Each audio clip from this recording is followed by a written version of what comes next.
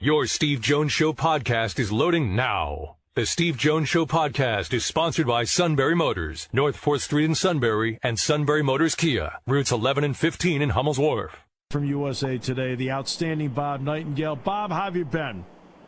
Yeah, doing well. Thanks, Steve. Hey. All right, so here we are in the World Series right now. Do you feel like over the last couple of months with fans back in stands that baseball has achieved a level of momentum here since maybe about the All-Star game on?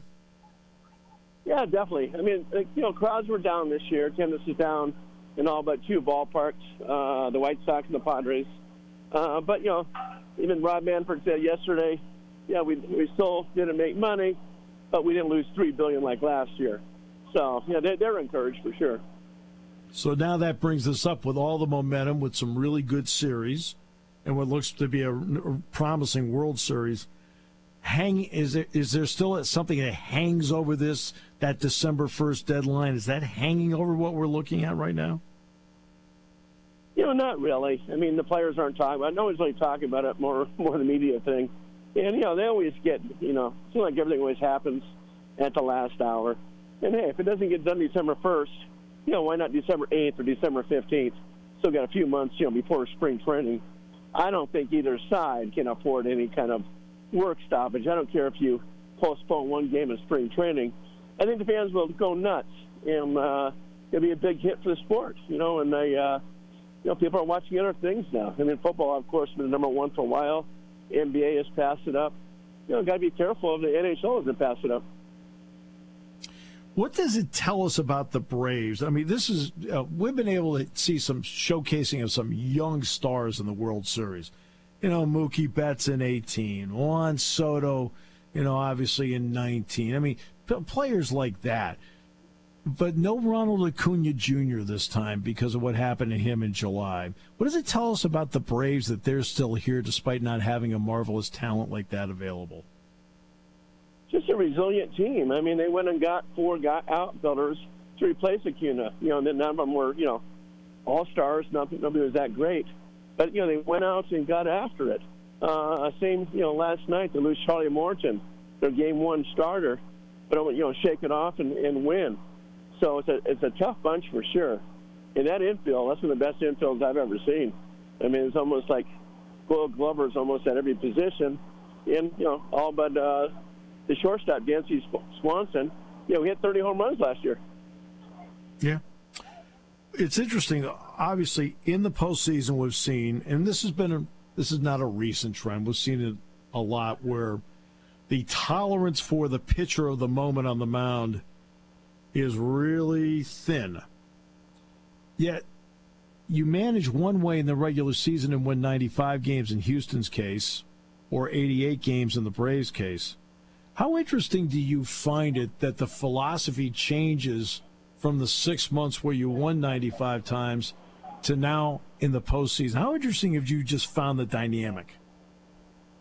Well, now there's a lot more sense of urgency. I think Terry Francona kind of started that with Cleveland back in 16. Those starters were all beat up, but he was kind of mixing and matching there, using closers early on. And our teams have done it since. And Washington Nationals pretty much won the World Series in 19 with about 3 or 4 pitchers. So I think people are just saying, you know what, let's kind of suck it up here in the last 10 days and do something. Obviously, you can't do that during the regular season or it'd be a complete nightmare. For the most part, the Astros organization caught a break with the pandemic because with everything happening, they went on the road and played last year, and there was nobody there to give it back to them. Has it now become a forgotten element? Have the Astros proven that you don't need any of the stuff to be successful the way they have been successful? Yeah, I mean, the 5 straight years now they've made it to the semifinals in the LCS. 3 times the World Series. They didn't have to do that, and they were doing it because a lot of other teams are doing it, trying to keep up with the Joneses. And it's almost like the Stewart era. When you're talking about Barry Bonds and Clemens, those guys, they didn't have to do anything, but it's just they did. They got caught up in everything like everybody else did, and so the Astros, only thing was they got caught, everybody else was doing the same thing. Well, I can tell you from the Jones point of view, all of us are trying to keep up with the rest of you. So I cheap joke my part on my family. All right. Bob, I got to ask you about Yuri Gurriel. I'm looking at a guy that is a pro's pro as a hitter. What's it like when you see him on an everyday basis as a hitter up there? Yeah, I mean, you're right. Just he went from Cuba, a real pro's pro. I look at a Michael Brantley, a pro's pro. Yeah, this World Series is filled with them, and guys don't get rattled. Guys know what they're doing, and just professional hitters.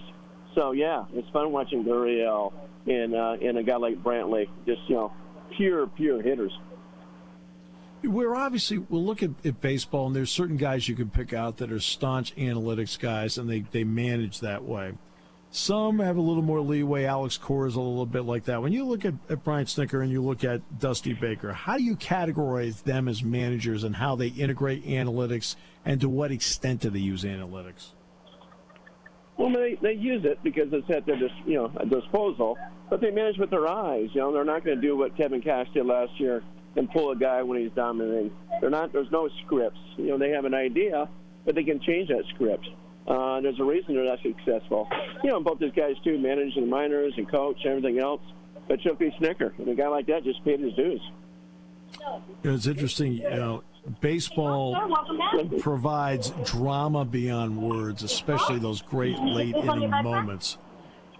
What is it about today's game that Bob Nightengale still loves? And then I'll ask you about today's game, about something maybe you'd tweak. But what is it about today's game, the way it's played, that you love? Have a great day.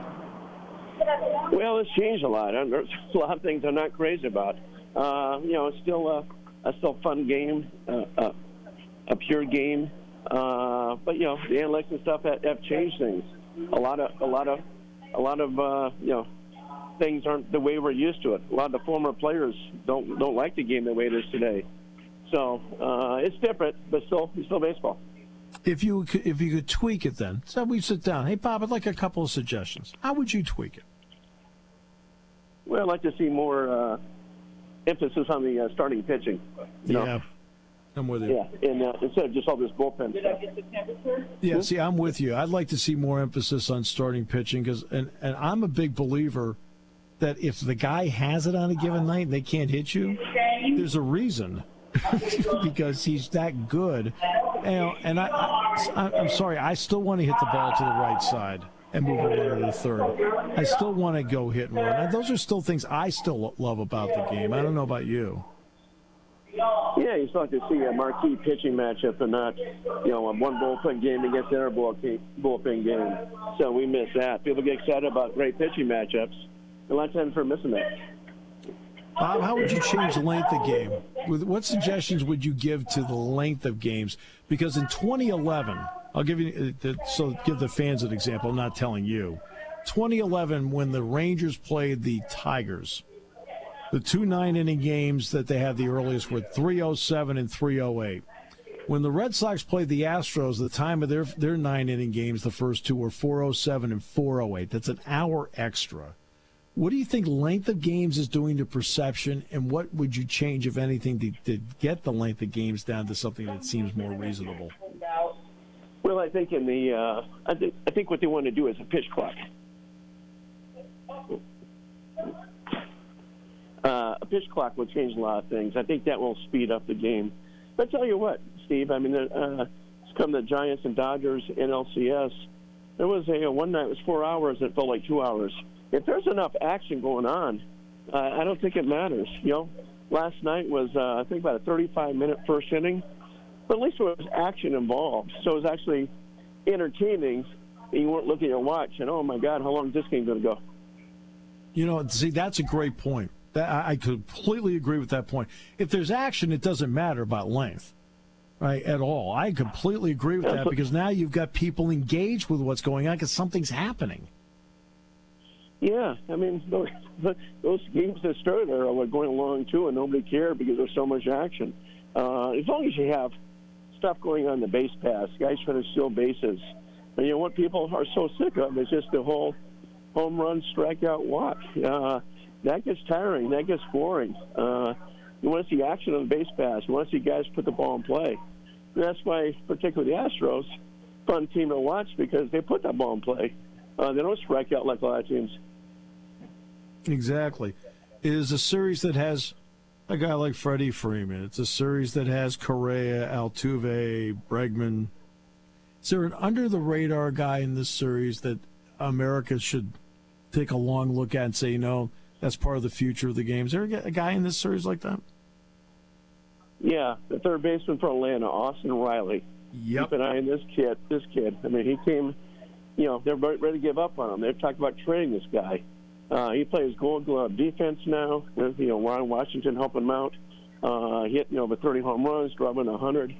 He's got a chance to be a real superstar, perennial All-Star, and a perennial MVP candidate.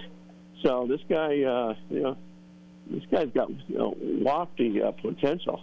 I can see him hitting 35 home runs, 110 ribbies, year after year after year. Bob, an absolute pleasure. I know it's a busy time. Thank you so much for giving us part of that time. Sure, my pleasure. Thanks, Steve.